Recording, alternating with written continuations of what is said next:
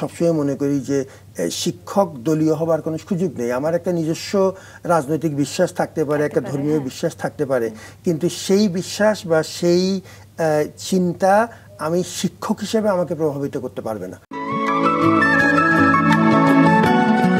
আমাদের যে কোনো রকম দুর্ভাগ্যের পেছনে অনেক ক্ষেত্রেই আমাদের যে অত্যন্ত সংকীর্ণ পেশাগত দলীয় ধরনের রাজনৈতিক মানসিকতা জড়িত, সেটি যেমন অনেক প্রতিষ্ঠানকে ক্ষতিগ্রস্ত করেছে, আমাদেরকেও ক্ষতিগ্রস্ত করেছে। আমরা যদি এর থেকে একটু বেরিয়ে আসতে পারি, যে আমি সবসময় মনে করি যে শিক্ষক দলীয় হবার কোনো সুযোগ নেই। আমার একটা নিজস্ব রাজনৈতিক বিশ্বাস থাকতে পারে, একটা ধর্মীয় বিশ্বাস থাকতে পারে, কিন্তু সেই বিশ্বাস বা সেই চিন্তা আমি শিক্ষক হিসেবে আমাকে প্রভাবিত করতে পারবে না। আমি তো এটা বলতে পারবো না যে আপনি যদি অমুক ধর্মের হন কিংবা তমুক বিশ্বাসের মানুষ হন, আমি আপনাকে পড়াবো না বা আমি আপনার কাছ থেকে শিখবো না। এটি তো একজন শিক্ষকের পক্ষে সম্ভব না। সুতরাং শিক্ষক বাই ডেফিনেশন দলীয় হবার তার সুযোগ নেই, এটা পরিষ্কার কথা। বিশেষ করে তল্পিবাহক হওয়ার তো কোনো সুযোগ নেই।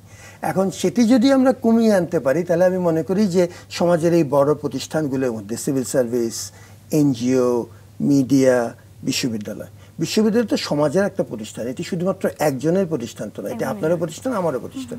এখন এই সম্পর্কটা তৈরি হওয়ার জন্য আমাদের কিছুটা এই দলীয় এবং সংকীর্ণ মানসিকতার থেকে একটু উপরে ওঠার প্রয়োজন আছে। যেটি যদি হয়, আমার মনে হয় যে কাজ হবে। একজন যে হচ্ছে না তার এখনো হচ্ছে, আরও এটিকে বড় পরিসরে করা সম্ভব এই তত্ত্ব এবং বাস্তবতার যোগসূত্রতা তৈরি করবার জন্য। নিশ্চয়ই আমরা বিশ্ববিদ্যালয় কেন্দ্রিক শিক্ষা ব্যবস্থা নিয়ে কথা বলছি। বিশ্ববিদ্যালয় কেন্দ্রিক শিক্ষা ব্যবস্থার ক্ষেত্রে একটা ছেলে যে ধরনের পরিবার থেকে উঠে আসেন, মোটা দাগে আমরা ধরে নিই যে মধ্যবিত্ত পরিবার থেকে তিনি আসেন, এবং সেখানে বোধহয় একটা টার্গেট এরকমই থাকে যে বিশ্ববিদ্যালয় পড়াটা কোনো রকমভাবে শেষ করে একটা চাকরিতে সে জয়েন করে ফেলুক। প্রথমত কথা হচ্ছে যে আমাদের শিক্ষা, আমরা যা শিখি সে অনুসারে আমরা কাজ পাই না। আমরা পড়ছি হয়তো পাবলিক অ্যাডমিনিস্ট্রেশনে, আমরা কাজ শুরু করলাম ব্যাংকে, বা আমরা পড়ছি হয়তো ব্যাংকে, আমরা গিয়ে হয়তো অন্য কোনো জায়গায় জব করছি।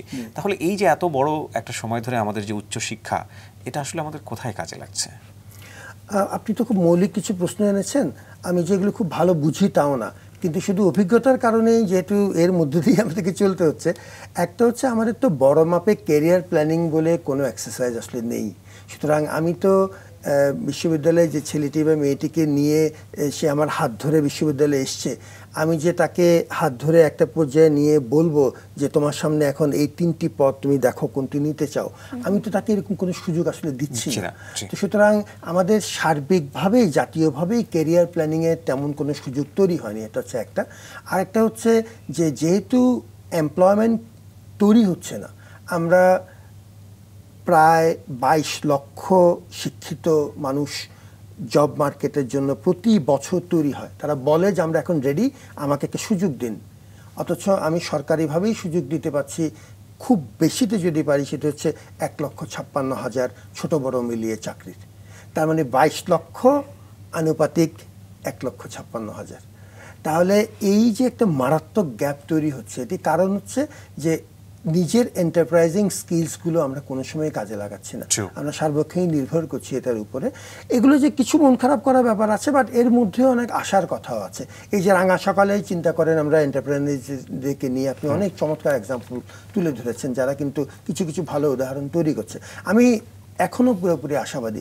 যে জায়গাটুকু আমাকে মাঝে মাঝে একটু হয়রান করে ফেলে বা একটু মন খারাপ করে, সেটি হচ্ছে এই যে আমাদের অস্বাভাবিক রাজনীতিকরণটা।